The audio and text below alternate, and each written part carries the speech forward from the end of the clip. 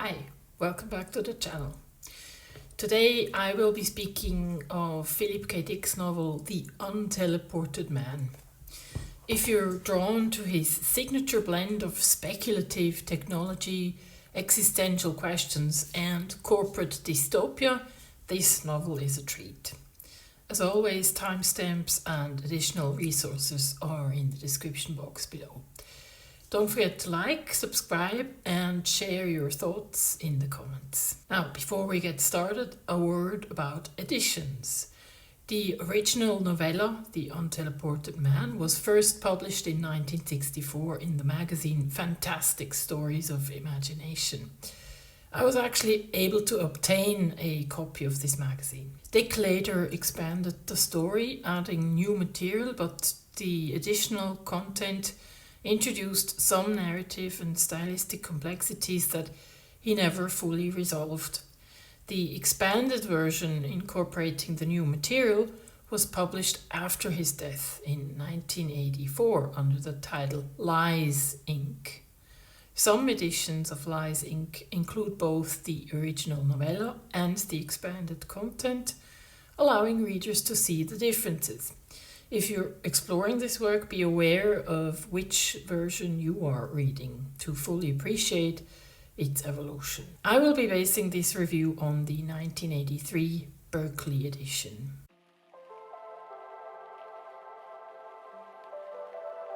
Philip K. Dick's The Unteleported Man explores themes of technology, freedom, and the human psyche in a near-future world dominated by corporate and government control. The novel centers on humanity's colonization of a distant planet called Whale's Mouth, accessible only via a teleportation system developed by the powerful company Trails of Hoffman Limited. The promise of a new beginning lures millions of Earth's citizens to leave behind their troubled lives. Rockmail Ben Applebaum, the protagonist, is one of the few who harbors suspicions about the teleportation process and the utopian vision being sold to the public. As the owner of a struggling space freighter business rendered obsolete by teleportation, he sees an opportunity to expose the truth. Determined to find out what actually awaits humanity on Whale's Mouth, he opts to make the journey without teleportation, involving a perilous 18-year-long voyage in his own ship. When I started reading the book, throughout the first couple of chapters, this eerie feeling overcame me, and I realized that the mood of the novel reminded me of this iconic final line of the movie Soylent Green with Charlton Heston from the 70s. Let's take a look. You gotta tell him. You gotta tell him. Promise, Tiger, I promise. I'll tell the exchange.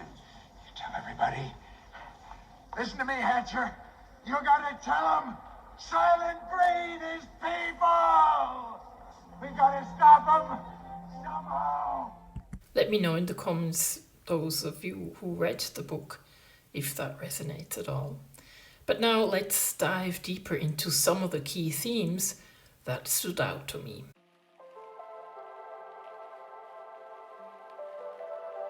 A recurring motif in The Unteleported Man is the tension between truth and illusion. The colony of Whale's Mouth is being marketed as a paradise, a perfect escape from Earth's overpopulation and ecological collapse. Yet, as the story unfolds, the cracks in this utopian facade begin to show. Philip K. Dick is a master at crafting layers of deception, and this novel is no exception. The company, Trails of Hoffman, represents corporate propaganda at its most insidious, weaving an illusion so compelling that millions willingly abandon their lives on Earth. The company manipulates not only public perception, but also individual identity, turning colonists into pawns in a greater scheme. Rockmail's refusal to rely on the teleportation system becomes symbolic of his quest for authenticity. His long and arduous journey mirrors the process of seeking truth in a world clouded by lies. Dick asks readers to consider how much of our reality is shaped by unseen forces. Are we complicit in sustaining illusions because they offer comfort? This theme resonates powerfully in today's world of curated realities. I'm thinking of things like, for instance, the Norwegian spiral spotted in the sky in 2009 when President Obama was visiting at the time. As the stunned residents look on, the phenomenon morphs from a simple glowing beam into a twisting vortex of light. Within a few seconds, a giant spiral hundreds of miles wide dominates the pre-dawn skies. As people watch this amazing sight, suddenly a black hole appears in the middle and swallows the entire apparition. It's one of the most incredible things that the people had ever seen. The mass, quote-unquote, drone sightings over New Jersey since November last year. Truly extraordinary footage tonight, captured and sent exclusively to us by a local resident in New Jersey, a hotspot for recent unexplained drone activity. This astonishing video shows what appears to be a massive green mothership drone hovering silently before releasing 9 smaller, glowing red drones or orbs into the night sky. Or the recently witnessed worldwide mystery fog. There is, without a doubt, something going on across the country. This is being reported in multiple towns, multiple cities, multiple states, coast to coast, even in the UK. TikTok, YouTube, and X are abuzz with videos of this unusual mist. Residents describe an unsettling chemical odor lingering in the air, paired with strange glittering particles that seem almost alive. Weird shit keeps on happening, and conscious people are now more or less immune to official explanations.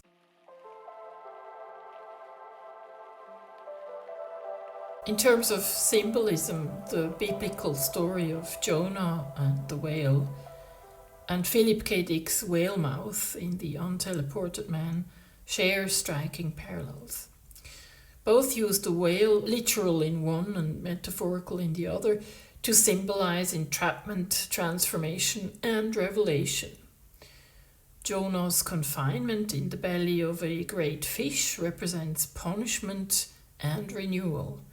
Fleeing his divine mission, Jonah spends 3 days in isolation, reflecting and repenting before emerging ready to fulfill his purpose. The whale becomes a crucible for personal transformation and second chances. In contrast, Dick's whale's mouth is a dystopian colony marked as Utopia. Accessible only via corporate-controlled teleportation, it traps its inhabitants in a grim reality far from the paradise they were promised. This setting critiques corporate deception and humanity's willingness to believe comforting illusions. Both stories highlight the tension between confinement and clarity. Jonah's tale offers redemption, while the whale's mouth warns of entrapment without escape. Each asks us to confront uncomfortable truths about ourselves and the systems we trust, reminding us that isolation often reveals what lies beneath the surface.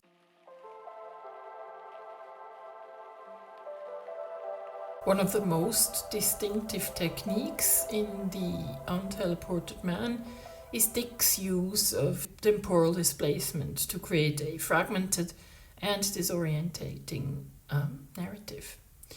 The novel plays with time in a way that underscores the precariousness of reality, a hallmark of Dick's writing, but executed uniquely here.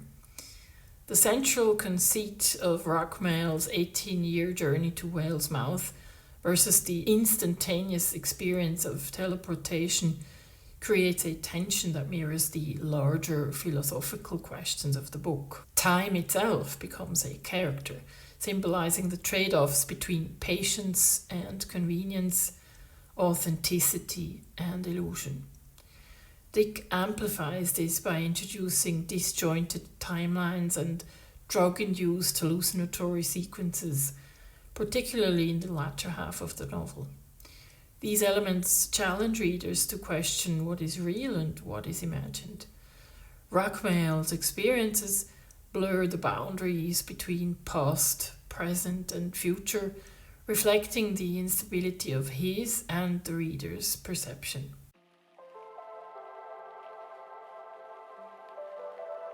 At the Fox's Lair, the minute French restaurant in downtown San Diego, the Major glanced at the name which Rockmail Ben Applebaum had jotted down on the sheet with its fancy, undulating, pseudo-living letterhead and said, "Yes, Mr. Applebaum, it is." He examined his wristwatch. "Now 8 o'clock. A line of well-cloaked people waited. It was always this way on crowded terra. Any restaurant, even the bad ones, were overfilled each night from 5 o'clock on, and this was hardly a mediocre restaurant, let alone an outright bad one. "Janet," the maître called to a waitress wearing the lace stockings and partial jacket vest combination now popular. It left one breast, the right, exposed, and its nipple was elegantly capped by a Swiss ornament with many mined parts. The ornament, shaped like a large gold pencil eraser, played semi-classical music and lit up in a series of attractive shifting light patterns which focused on the floor ahead of her, lighting her way so that she could pass among the closely placed tiny tables of the restaurant. "Yes, Gasper," the girl said, with a toss of her blonde, high-piled hair. "Escort Mr. Applebaum to table 22, the maître told her, and ignored with stoic, glacial indifference the outrage among those customers lined up warily ahead of Rockmail. "I don't want to," Rockmail began, but the maître cut him off. "All arranged. She's waiting at 22. And in the maître's voice everything was conveyed. Full knowledge of an intricate erotic relationship which, alas, did not, at least as yet, exist. Rockmail followed Janet with her light emanating useful Swiss-made nipple assist through the darkness. The noise of people eating in jammed proximity, bolting their meals with the weight of guilt haunting them, getting down and aside so that those waiting could be served before the Fox's Lair at 2 a.m. closed its kitchen.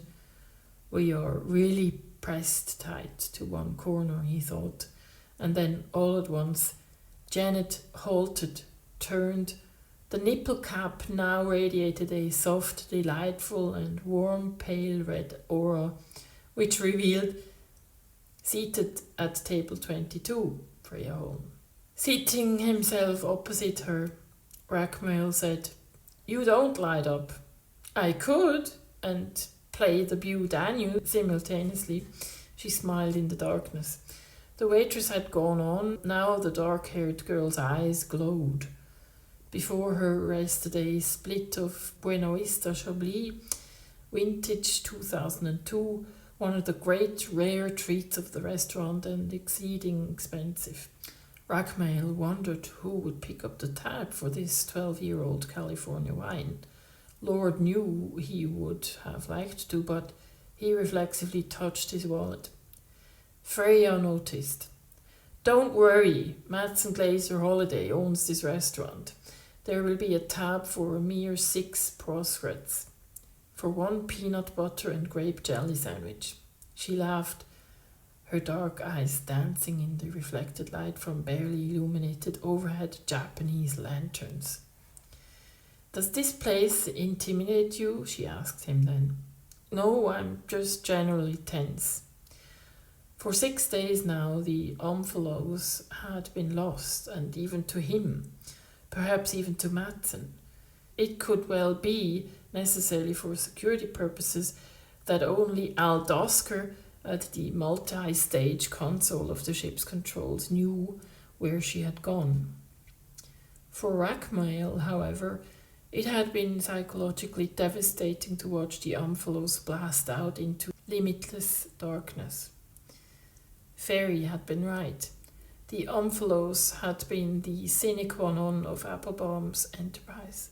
Without her, nothing remained. But at least this way she might return, or more accurately, he eventually might be taken by Lies Incorporated, by High Velocity Flapple to her, allowed to see, board her again, to begin his 18-year trip. And the other way, don't dwell on Ferry's offer, Freya said softly. She nodded to the waitress, who placed a solid stem but chilled wine glass before Ragmail. He automatically, obediently poured himself a trace of 2002 Buena Vista White, tasted it, kept himself from taking more. He merely nodded in compliment to the wine, tried to make it appear that he was accustomed to such an outrageously, almost divinely penetrating bouquet of flavour. It made absurd everything he had drunk his life long.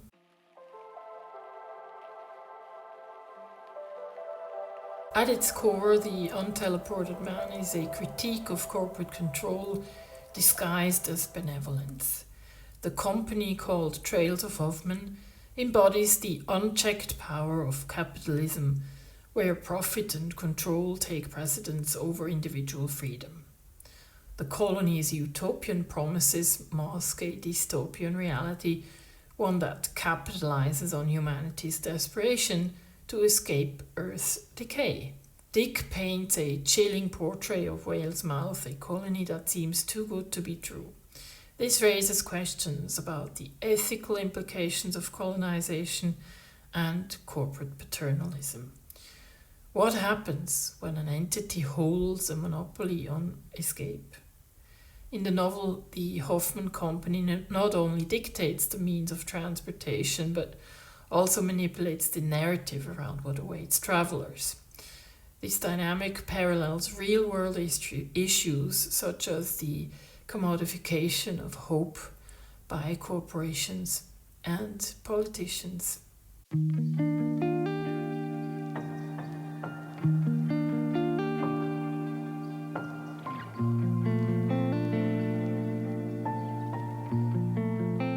Somehow the Utopia remains but a promise, and the carrot dangling in our future asks the public to comply with the thus seemingly justified stick in the present. Dick's vision of a dystopian colony hidden behind the veneer of a utopia forces readers to confront the uncomfortable truths about our own societal structures. Are we, like the colonists, too willing to accept narratives that promise salvation without questioning the cost?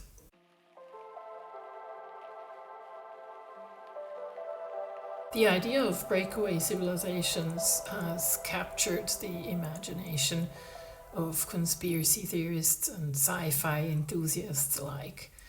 It suggests the existence of highly advanced human societies that operate in secrecy and, in some versions of the narrative, have already established colonies on other planets. While lacking scientific evidence, these theories persist in certain circles and provide fascinating fodder for speculation. One of the most popular elements of the breakaway civilization narrative involves alleged secret space programs. Proponents claim that clandestine factions within government and/or military organizations have developed advanced spacefaring technologies. Such programs supposedly allow for the colonization of celestial bodies like the Moon or Mars. Stories of individuals being approached for off-world missions add an intriguing layer to the narrative. For instance, Randy Cramer, also known as Captain K, alleges that he served in a 20-year military program stationed on Mars, defending human colonies from extraterrestrial threats. Similarly, Laura Magdalene Eisenhower, a descendant of US President Dwight D. Eisenhower, claims that she was invited to participate in a Mars colonization project but declined. Central to the breakaway civilization theory is the claim that revolutionary technologies have been developed and kept secret.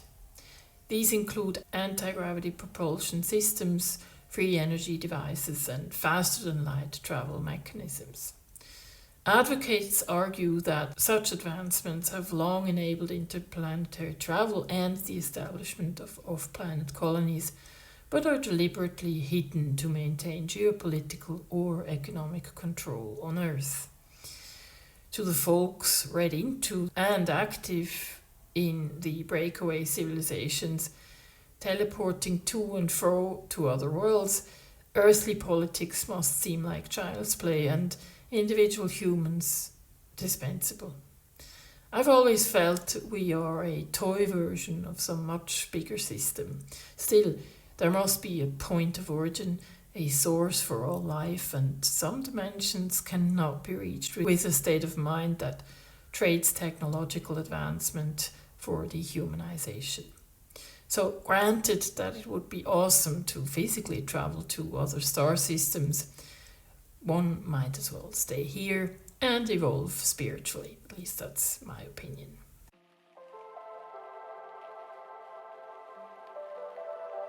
The Unteleported Man weaves together existential questions about identity and the risks of surrendering human agency to corporate interests, all while building an atmosphere of paranoia and intrigue.